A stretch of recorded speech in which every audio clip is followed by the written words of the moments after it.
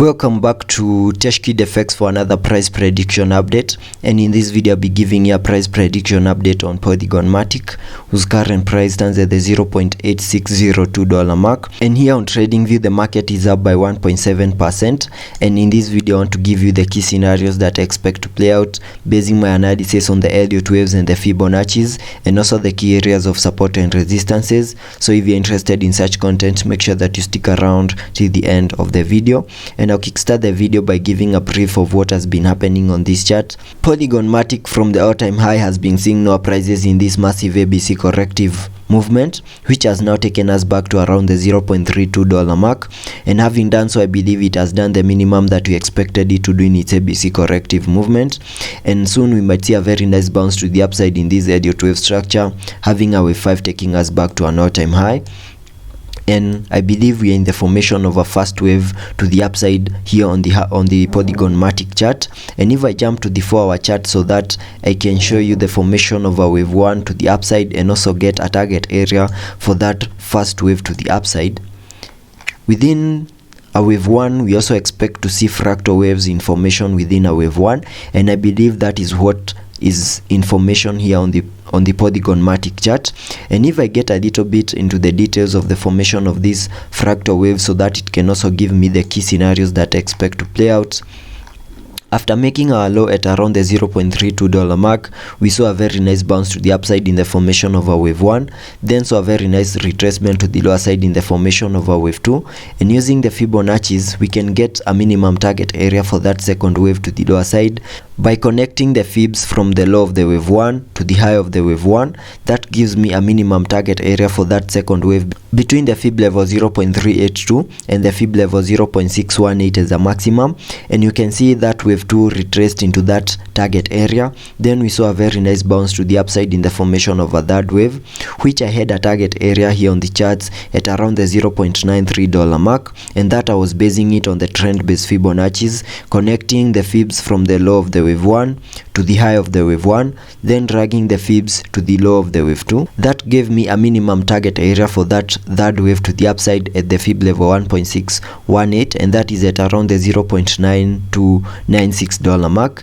And you can see Polygon Matic respected that. We continued pushing higher into that yellow target area, and initially here on the charts I had my Elliott wave count having this high as the high for that third wave to the upside, and also this retracement to the lower side as the wave 4 to the lower side. But the moment we managed to break above the key area of resistance at around the $0.95 mark and made a high at around the $1.06 mark, that made me to change scenarios over here, having this new high as the high for that third wave to the upside. Then whatever we are seeing over here is the formation of a fourth wave to the lower side. Then I will expect us to continue pushing higher in the formation of a wave 5 to complete a higher Elliott wave count 1. And using the trend based Fibonacci's also, we can also get a target area for that fifth wave to the upside, and I just need to connect the fibs from the low of the wave 1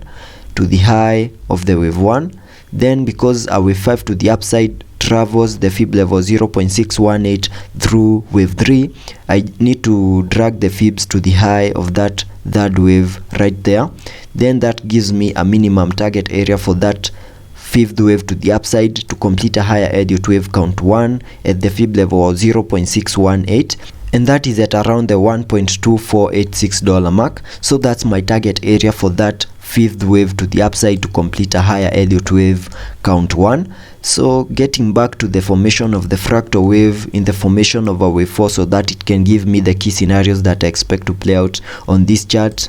Our wave 4 is a retracement of the third wave, so using the Fibonacci's, connecting the fibs from the low of the wave 3 to the high of that wave 3, that gives me a minimum target area for that fourth wave to the lower side between the fib level 0.382 and the fib level 0.618 as a maximum, and I can mark that target area here on the charts like that.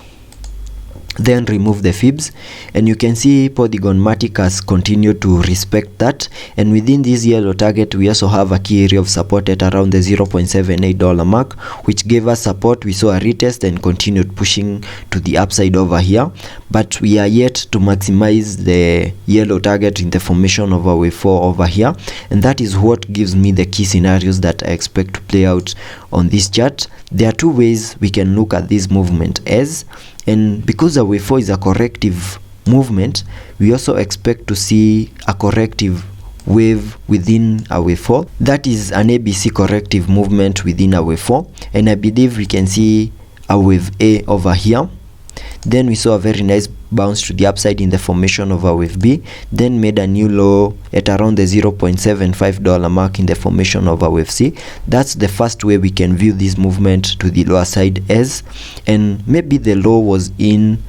down here at around the $0.75 mark for that wave 4 to the lower side, and whatever we are seeing over here, this might be the formation of a wave 5 to the upside. And because a wave 5 is a corrective wave, I also expect to see fractal waves within a wave 5, and maybe this might be the formation of a first wave right here. Then whatever we are seeing over here is the formation of a wave 2, then expect a wave 3, a wave 4, and a wave 5 to complete this higher Elliot wave count 5. And this Elliot wave structure is valid because if I use the fibs connecting them from the low of the wave 3 of the wave 1, that is the fractal wave within a wave 5, which is in blue right here, and then zoom out so that you can see this better, you can see we retraced into the fib level 0.382 and the fib level 0.618 within that target area. So in case we continue pushing higher,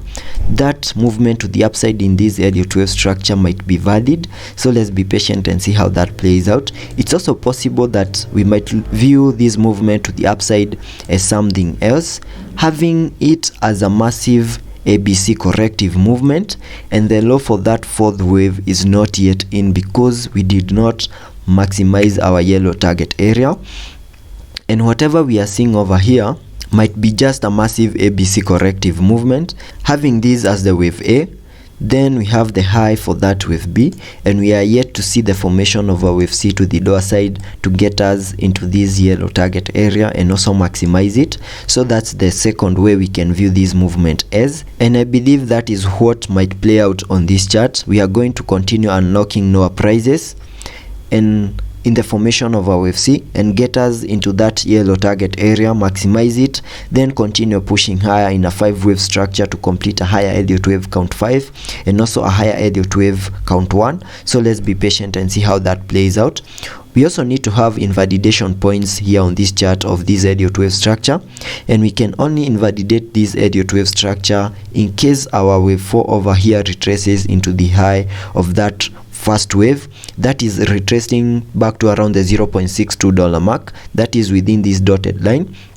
And in case that happens, then I'll need to remove this Elliott wave structure from my charts and view this movement to the upside as something else. So let's be patient and see how that plays out. Also taking a look at the indicators to see what movements here on the RSI will be supported. On the RSI we are trading at around the 42 mark, and that means lower prices could be supported here on the RSI to get us